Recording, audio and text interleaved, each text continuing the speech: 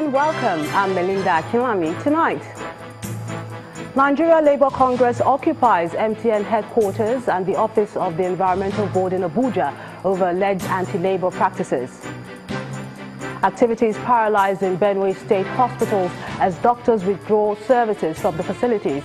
State government accuses NMA of professional misconduct.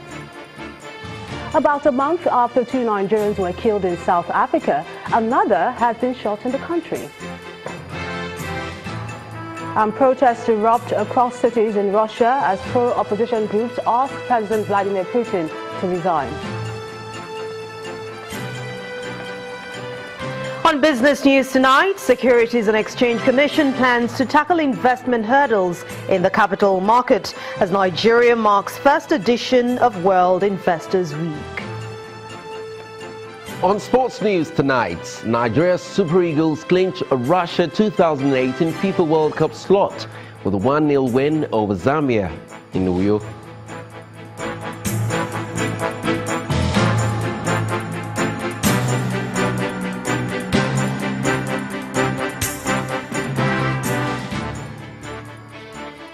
We begin tonight with labour matters in the nation's capital, Abuja, where the Nigeria Labour Congress today took to the streets to protest alleged anti-labour practices.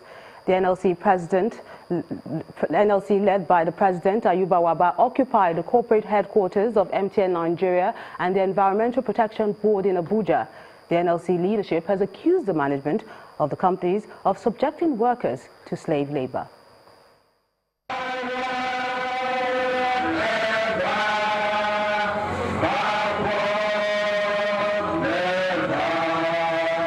October 7th every year is set aside by the International Labour Organization ILO as a work-decent day. Labour unions across the globe use the day to protest anti-labour activities. In Abuja, Nigeria's capital city, the president of the Nigerian Labour Congress NLC leads his members to the headquarters of the Abuja Environmental Protection Board over alleged anti-labour activities. Are workers slaves?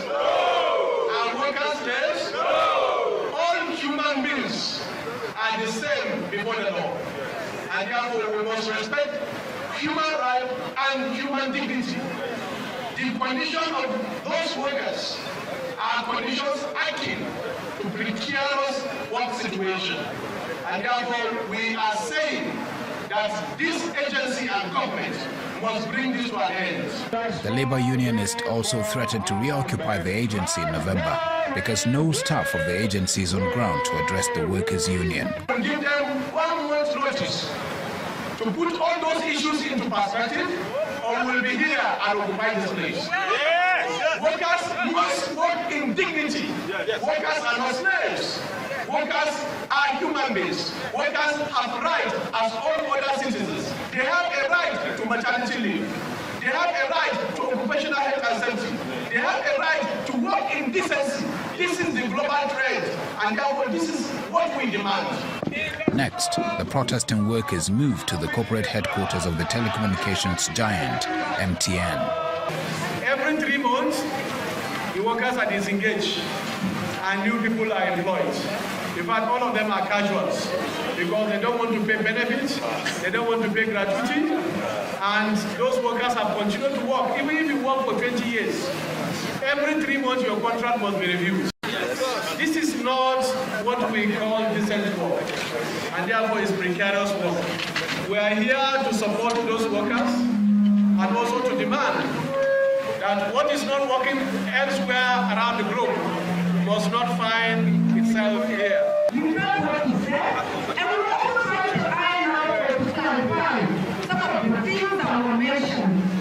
We will clarify that also. And we come back to you. Contract staffing and poor remuneration of workers are some of the re-emerging issues that the Nigeria Labour Congress have continued to campaign against in recent times. In Benue State, activities in various hospitals have been shut down following the industrial action by medical doctors. The NMA State Chairman, Dr. Isaiah Obekwa, insists the strike will continue if the state government fails to pay their salary arrears, amongst other grievances.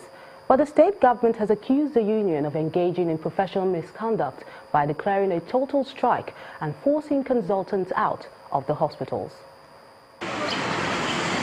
Activities at the Federal Medical Center, Makurdi, has been grounded as medical workers comply with a complete withdrawal of services to protest against alleged understaffing, deductions and arrears of skipping allowances. The state chairman of the Nigerian Medical Association lists more reasons for grounding health services in the state. The doctors who are under the bond scheme, who are supposed to be medical students on graduation, come to Benue State and serve a bond. They are being asked to reapply without salaries. This has been going on for years.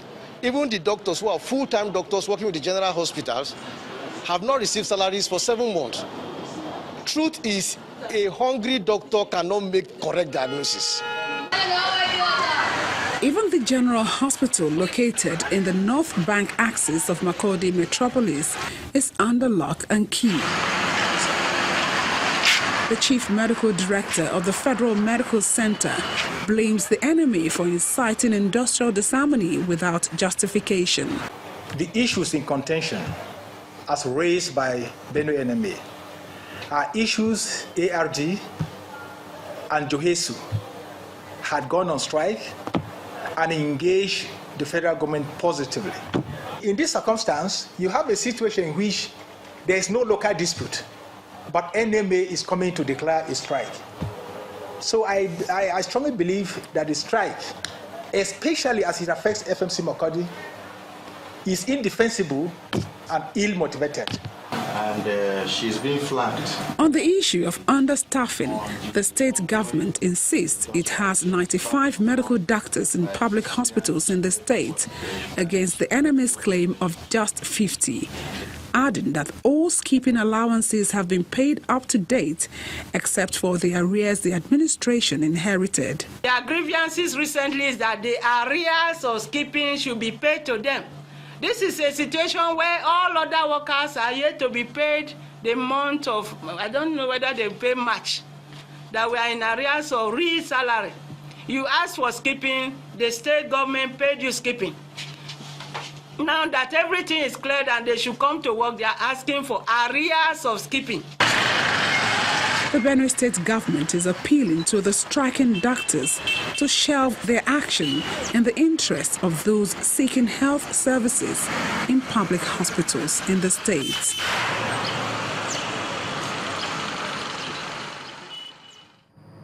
Another Nigerian has been killed in South Africa. This time, it's a 35-year-old man, and he was shot dead in Johannesburg over an alleged 300 rand, which is about 7,500 naira parking lot debt.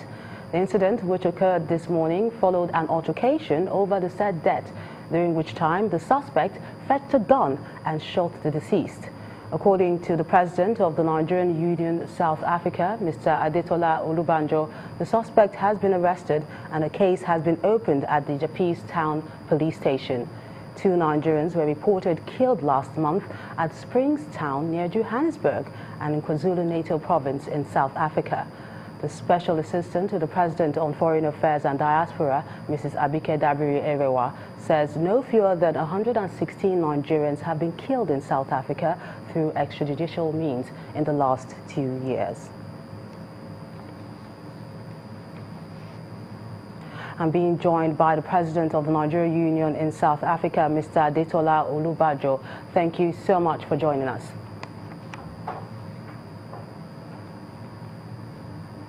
What more can you tell us about this latest attack on a Nigerian over there in South Africa? It's not actually an attack. It's a kind of argument between the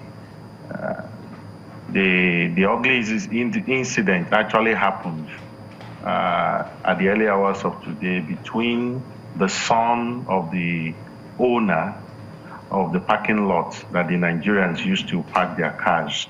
So it's not an attack on Nigerians actually. It's just an unfortunate incident that led to the killing of one of our nationals. So you don't think xenophobia has anything to do with this? No, son, this is not a xenophobia at all. It is, South Africa is relatively a very violent country where guns can be accessed by everybody. And most times this happens to even between South Africans, because just 2 days ago, about 5 South Africans were killed, shot dead, the whole family, just because of some argument. So it's not a xenophobic attack at all. But in this case, what is being done to ensure that he's being brought to justice? When we got the information, I was actually on my way to another province, so I had to divert and go to Johannesburg. We make sure that the case was open at the police station. And this has been passed to our legal secretary, who will take up the case on Monday. We believe that justice will be served in this case. Thank you so much for speaking with us, Mr. Adetola Olubajo. Back here in Nigeria, a magistrate with the Kogi State Judiciary, Sam Nwachola, has been kidnapped along Ajaokuta-Lokoja Road. An eyewitness told Channels Television that the magistrate was returning to Lokoja, the state capital, at about 7 p.m. yesterday in the company of his friend when they were forced to stop by gunmen. A bullet is said to have hit the magistrate's friend, who is currently receiving treatment in an undisclosed medical facility in Lokoja. When contacted, the police commissioner said an investigation is ongoing, but a source in the state judiciary told our correspondent that the kidnappers have gotten in touch with the magistrate's wife, demanding a ransom of 100 million naira. Still on security matters, an assurance is coming from the Chief of Air Staff that the major concern in the country, which is insurgency, has been reduced. Air Marshal Sadiq Abubakar explained that the Air Force is merely mopping up whatever is left of the activities of the Boko Haram sect and that peace has largely returned to Nigeria's northeast region. He mentioned this in Port Harcourt, the River State capital. In the northeast particularly, and securing the northeast. And you can see people are going about in Maiduguri. He was in Maiduguri last time, and I'm sure looking at this town itself, you'll never believe there's any security challenge. So there's no security challenge. What we are just doing is to mop up what is remaining. And we are doing substantially well. We are making substantial progress. All you need to do is to look back in 2014 and put that side by side with what we are having today. On your own, you should be able to pass judgment.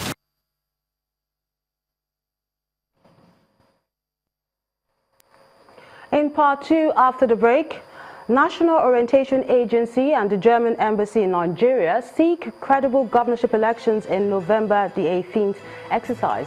Stay with us for the details.